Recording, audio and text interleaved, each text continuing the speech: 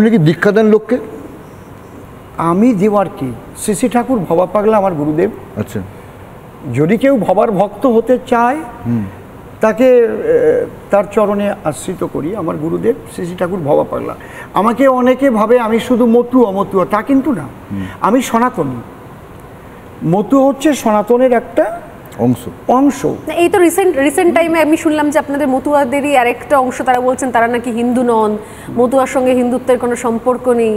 আমি মাকে তো খুব সুন্দর ভাষায় বলেছি, মা মমতা বালাকে আমি বলেছি, মা মমতা বালা, তাহলে তোমার সঙ্গে যে মতুয়ারা ঘোরে তারা যখন সিএতে আবেদন করবে হিন্দু লিখবে না তো কেউ। এখানে মতুয়া ধর্ম বলে কোনো এইটা কত বড় বোকামি।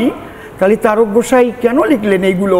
যে যাকে ভক্তি করে সে তার ঈশ্বর, ভক্তি যোগে সে তার স্বয়ং অবতার। অবতার বাদটা তো সনাতন ধর্মের, ঈশ্বর শব্দটা তো সনাতন ধর্মেরই। আমরা হিন্দু না, আমরা সনাতনী না।